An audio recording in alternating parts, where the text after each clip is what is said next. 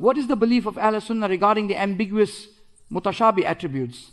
As explained in all Ahl-i Sunnah creedal texts and books, there are two views on this matter. The first is the belief of the Salaf as-Salih from the first 3 centuries. The second belongs to the later Khalaf as-Salifin, those who came after the first 300 years, like the Maturidis, Ash'aris, and scholars up to today. What is the first of these two views? According to them, these attributes are not to be interpreted. They say, we believe in this verse as it is. We say, we believe in all of it, all is from our Rabb. That includes both the clear muhkam verses and the ambiguous mutashabih ones. However, we are responsible for the clear verses in terms of belief and practice. As for the ambiguous verses, we refer their meanings to Allah. We believe in them as they are. We say, all of them are from our Rabb. This is the general view of the Salaf al-Salihin, meaning the companions, the Tabi'in. And the Tabi al-Tabi'in, those within the first 3 centuries. Now, the second group, known as the Khalaf scholars, began from the likes of Imam Maturidi and Imam al-Ash'ari. They were active in the early 300s and were teaching people the correct creed. They stood against deviant sects like the Mu'tazila, Jabriya, Mushabbiha, and Mujassima. Because these heretical groups began to arise. Imam Maturidi in the Transoxiana region and Imam al-Ash'ari in Baghdad and the Arab world became influential. That's why the theological school of those following the Hanafi madhab is based on the views of Imam Abu Mansur al-Maturidi. The other 3 madhab, Shafi, Hanbali and Maliki, mostly follow the views gathered by Imam Abu al-Hasan al-Ash'ari. Of course, the founders of the 4 madhabs lived before Maturidi and Ash'ari. Let's not misunderstand this. If you say Imam Shafi'i was Ash'ari, people will laugh at you. Because Abu Hanifa, may Allah be pleased with him, passed away in 150 AH, whereas Maturidi died in 330. So in reality, Maturidi was Hanafi and Ash'ari as Shafi'i. I hope I'm making myself clear. In fact, theological issues were already addressed by the Imams, Abu Hanifa, Imam Malik, Imam Shafi'i, and Imam Ahmad ibn Hanbal. But the ones who gathered and organized their theological views into a school were Imam Abu Masan al-Ash'ari and Imam Abu Mansur al-Maturidi, also known as Imam Alam al-Huda. May Allah grant us their intercession. Now, as people began giving literal meanings to these kinds of attributes, they no longer remain in the position of the Salaf. Some began interpreting istiwa, establishment, as sitting. In hadith, they started to say, Allah sat on the throne.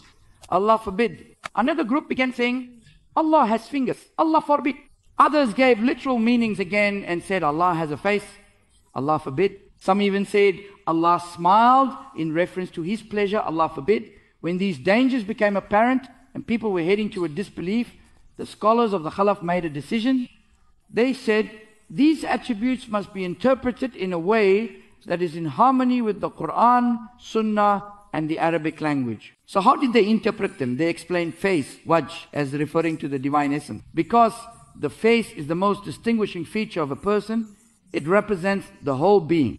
If you recognize someone's face, you recognize the person.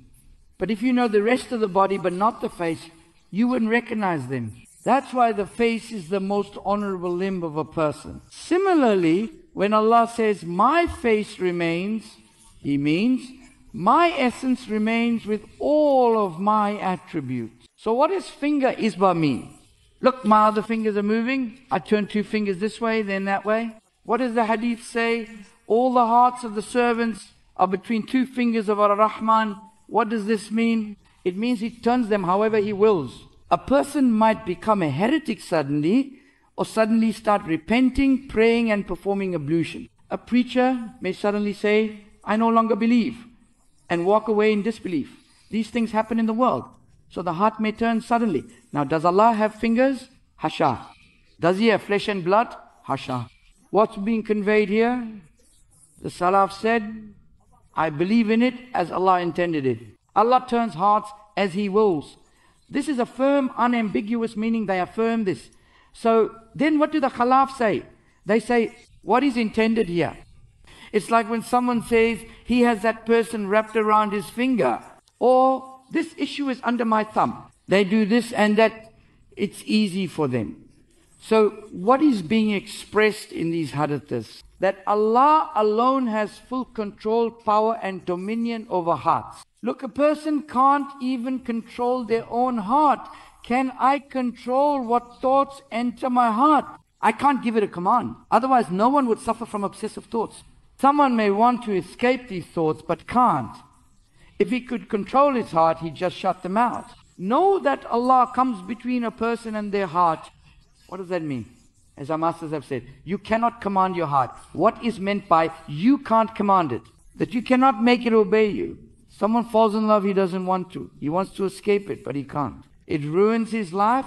He stops eating, stops drinking. Some die from heartbreak. Would anyone want to die from it? Of course not. It's not in their hands. That's why there are such interpretations. So there are two valid views among the scholars of Ahl-i Sunnah.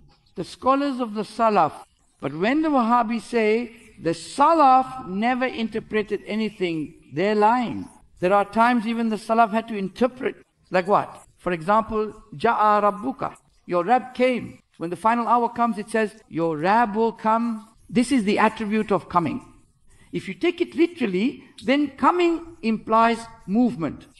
Coming also implies displacement, going from one place to another. This suggests similarity to created beings, which is absolutely not acceptable. Allah is free from movement, descending, ascending, or relocating. Otherwise, you'd be attributing space to Him. If He came here, where was He before? Did He leave that space empty? Was Allah somewhere above before space existed? No, He's beyond space and time. So what did Ibn Abbas say? This means the command of your Rabb came. It doesn't mean your Rabb came, literally. It means His judgment, His decree, His angels came. Isn't Ibn Abbas from the Salaf? Isn't he one of the greatest companions and the master of tafsir?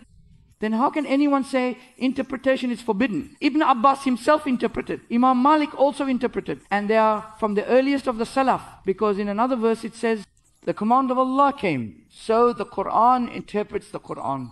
That is the point.